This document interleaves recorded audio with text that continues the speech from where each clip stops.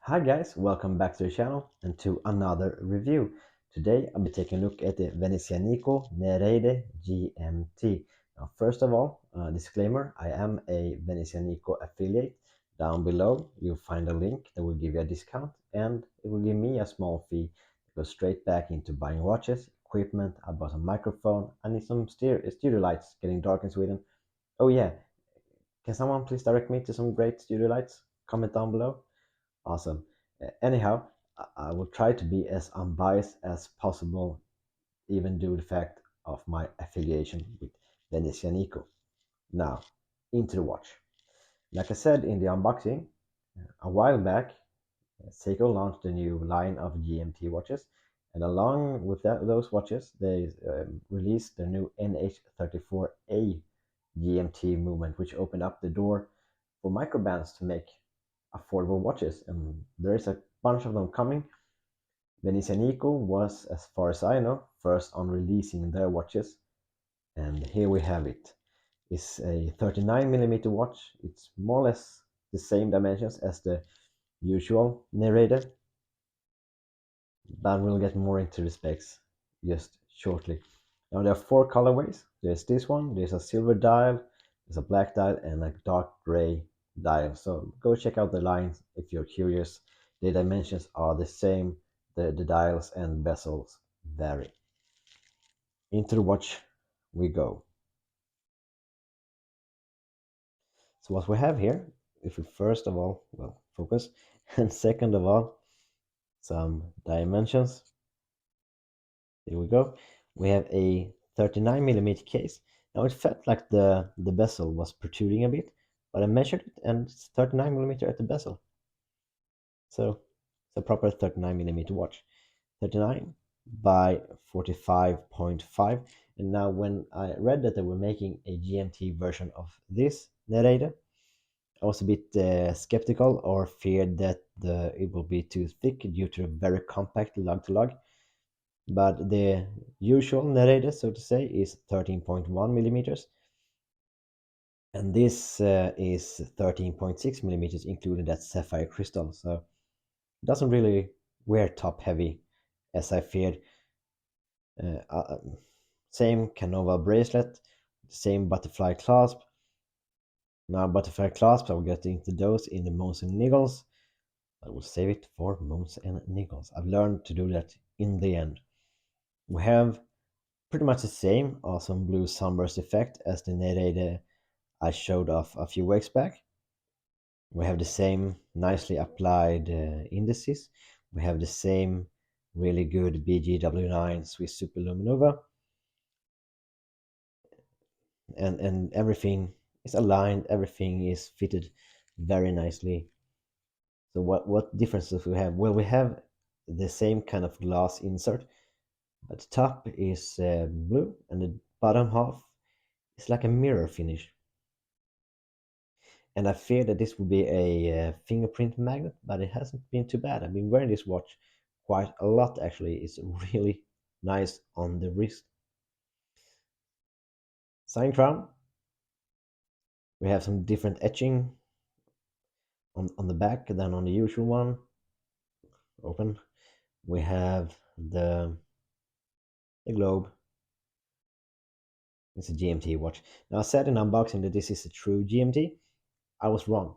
Okay, this is what they call a desk GMT, and it has to do with how the GMT hand moves. I won't get it too deeply into that, but it's a proper GMT watch, but not a true GMT, so to say. Now, there's a few things that I think Venezianico makes really, really nice attention to detail. Now, everything, the fit is really good.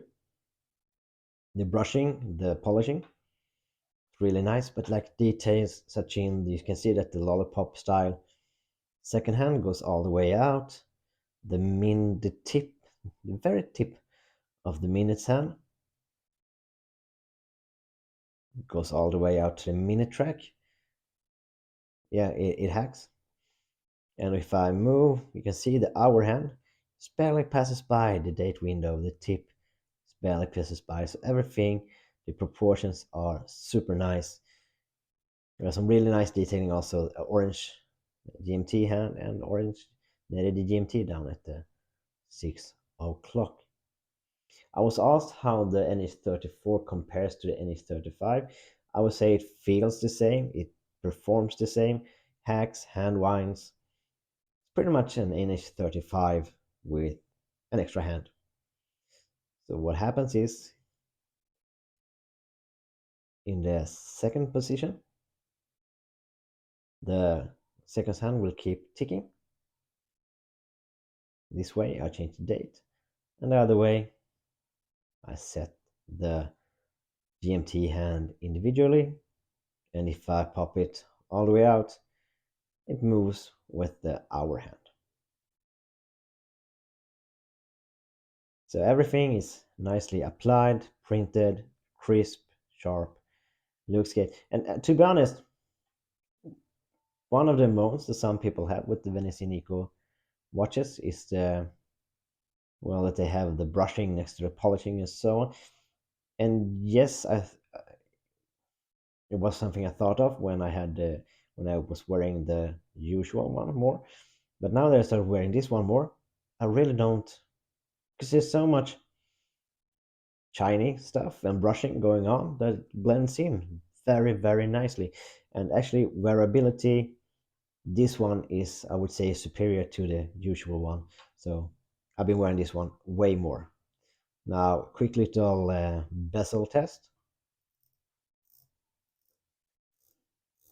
No backplay, 120 unidirectional, and I would say the bezel feels even better than on the usual Nereide. Lines up, lights up, works very nice indeed. Now, let's put it on my roughly 17 centimeter wrist. Let's take off the Seiko speed timer. Video up there about the speed timer. Put this on.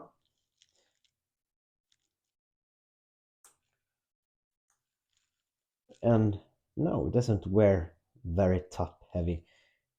Wears very nice indeed. One thing also, there's quite a heavy taper on the Venezianico bracelets. There's no micro adjust on a butterfly clasp, and brands that make butterfly clasp, please start using like Zodiac's flexi version.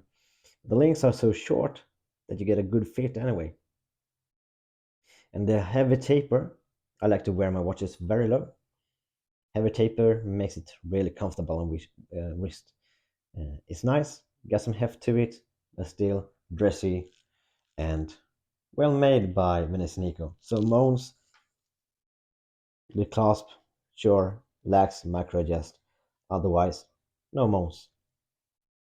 Like I said in the beginning, if you're interested in this or any other Venezianico watch, check out the website down below. Please use my code MAD10 when buying your Venezianico watch. And please like and subscribe. I have a giveaway coming up, so make sure to subscribe, not miss any context. And that's it for today, guys. Until next time, stay safe, take care, and bye bye.